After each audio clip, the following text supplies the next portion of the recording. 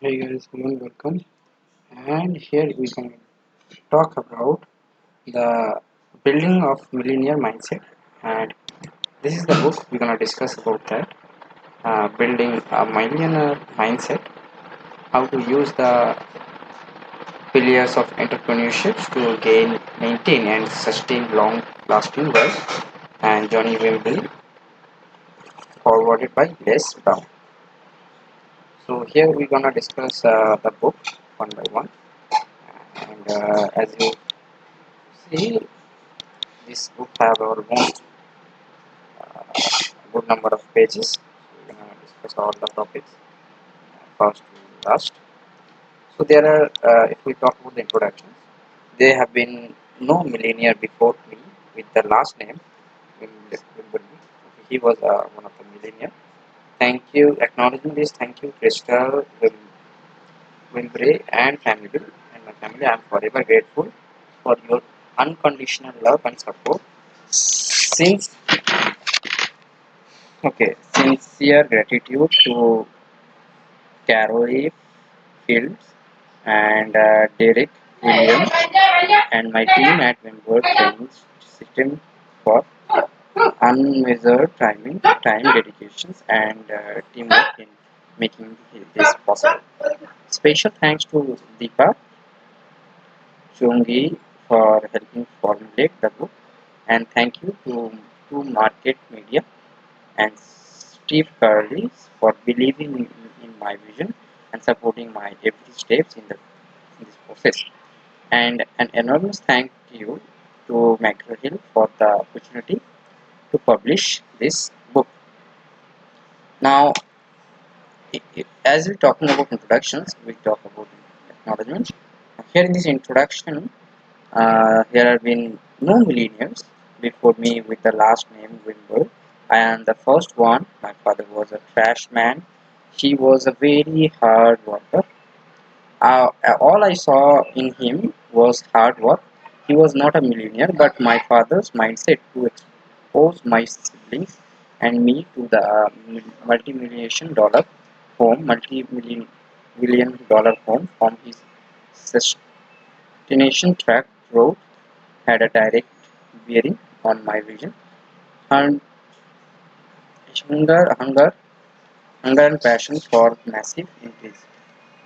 Vision is created only by exposure, and whether he knew it or not, whether he knew or not, my father teed up my vision exactly the way golfers tee up their golf ball for a better views and advantages to swing for distance and momentum. I don't know anyone on either the black or white side of my family who had a million in the bank when they died. Growing up, I never expected an inheritance or looked forward to getting access to a trust fund. What I turned 18, nothing like that exists excited for me, but it will for my children because the book you are about to read was written by a true, genuine, first generation millionaire. However, I want to take a step back from the money for a moment. First, I want to talk about your character becoming successful. Becoming the first generation millionaire in your family has everything to do with the characters you bring to the table. Before you can ever start thinking about the money, the success, or the plot, first you must have conversations with your character, your turn character, your true character, the person you are when it is just you and you. Without the right character in place and without knowing who you are and what you are capable of, you will never achieve and maintain true success. The true success should begin within. To make of the success should never make you. This is why the millionaire mindset must begin from within, so that you not only gain but also maintain the sustain that which leads to generational wealth. That is what this book is about. It is not about closing sale or how to turn a multi-million dollar company or how to crash in €1 side hustle so you can quit your day job. This book is about building the character you need in order to succeed. I firmly believe that people who continuously work to develop their internal success of personal character will ultimately have many external success. Almost every millionaire I have helped coach or train, I have helped coach or train every personal business client I have coached and every person I have mentored was broke and hunger for the greater life when I meet him or her. Today, many of them are worth millions not because of their business acumen or their ability to convince the people they meet to buy something. Not it, no, it's because I have ingrained in them the exact millionaire mindset that has been ingrained in me. The three most important keys they need in order to have a character of first generational millionaires. If you don't build those mental muscles, and exercise them constantly, your success will be muscular and fleeting. Before you start flipping through the book and rushing to clear one, ask yourself if you have desire to disrupt the past to create a new you. There are no shortcuts here to obtain the true mindsets of first generation millionaires. Absolutely no cutting corner. There is no cheating. There is you or life, and you must do the work. To get started, answer the following questions. Do you have the drive to transform yourself into a person who know for a fact that you will not die working but rather die watching your work lead to generational wealth? Will you grant yourself permission to implement a foundational vision statement that say the following: I will not leave debt to my children, and my children's children, but rather I will leave generational wealth.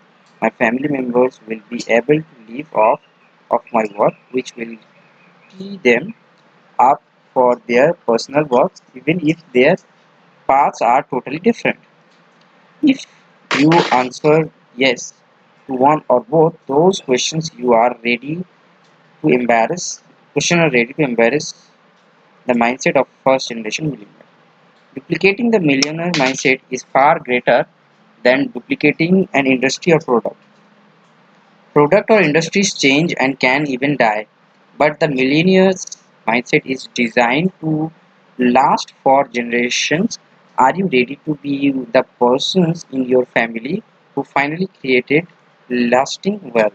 If so, you must be ready to learn about yourself, to allow yourself to discover things that you thought you had forgotten or hidden away, to transform into someone who has the character of a first generation millionaire.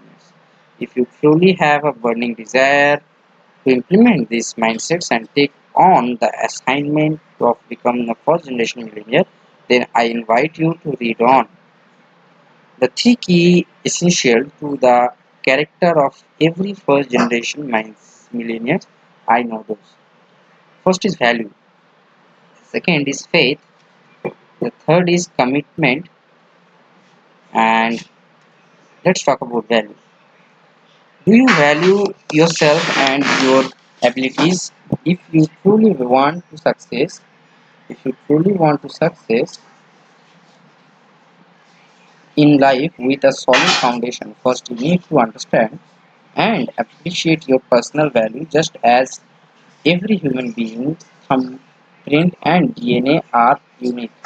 There is something unique about you that only you were designed to live on this planet before your depart. All of your personal answer will be uncovered and revealed page by page during your journey of completing this book. Your personal value is directly linked to the personal confidence and posture that you bring to any conversations, deal, or presentations. Confidence and posture show up only when you can fully identify and work in your God given value. The world benefits from many generations from those who tap into their true personal values. Faith. Do you have faith in yourself, not in your ideas? Not in your team, not in your product, not in your website, not even in your family, in yourself. When things so sharp, when your best employee quit, or when your product gets trumped in the marketplace, when your best employee quit, or when your product gets trumped in the marketplace, do you have faith that you will be able to start from scratch and create success all over again? You must have faith in yourself and your ability. Otherwise, the very first wave will wash you away completely. Those who consistently build faith in themselves will ultimately tap into a much higher degree of personal product purpose. I am going to expose you to the exact practice I use even to these days to build my faith in myself. I was born in poverty. My family first memory is of when I was homeless and and and living in a shelter for battered women. The most vivid memory after this that are when I failed the second grade and when I had a teenage felony arrest. Those are just a few of the many obstacles that I will share with you in this book. But though it all, I still had faith. I decided at the age of 20 that my past would be dedicated my future. That mindset alone was and has been one of my foundational faith key that have led me to become the man I am today. Commitment. Do you have the commitment to take this all the way? Are you honest enough with yourself to ensure that you will give this effort 100% of your energy, 100% of your time? Without commitment, quitting is too easy. Without commitment, you will never be a first generation millionaire. Think of wealth, mastery, and the millionaire's mindset as a house of you want to renovate. You can change the doors, redo with the window, and add a garage, but there are some walls that you contractor will tell you that you cannot touch. Those walls are internal to the structure of the house. Without them, everything will start to crumble. Those three keys value, faith, and commitment. Value, faith, and commitments are like those walls. The house was built around them. You are no different. You cannot play with them. You cannot negotiate them with them, and you cannot succeed without them. Now let's talk about value. When I was about 25 years old, I was asked to speak at a prominent church. I was not asked to speak to leadership or the congratulations, but to the leaders' children, the youth of the church. Now I'm always 10 toes down, ready for anything. When talking to young people, I was the troublemaker and class clown when I was young, and I look up to those people who came to speak to me. So I am always looking for my past self in the crowd when I am speaking to young people. I want to be able to handle him or her before he or she jump. But this crowd was different. Those were not kids were forced to reach there, rolling their eye, rolling their eyes at from the get-go. This audience was made up of the children of the leaders will respect, leaders will all respect. They were being exposed to phenomenal technical every day. They were constantly surrounded by greatness. It was in their blood. I had to improve on what they already knew. So the topics I chose that day was something all children should hear about starting from a young age. I spoke to them about their personal values. I started my speech by pulling out $100 bill. I show it to them and asked how much is the worth. They said it was worth $100. I folded it in a half and asked them again how much is the worth. Again they said it worth $100. I asked them why the value did not change when I fold the bill, and they told me even fold it is still worth $100. What if I fold it again? I asked. Now it was a quarter of what it once was, but the children said it's still worth $100. You are telling me that if I decrease the size of the visibility to a quarter of what it is, that the value is still there. That was when they started looking at me like I was crazy. Yes, they all scrammed.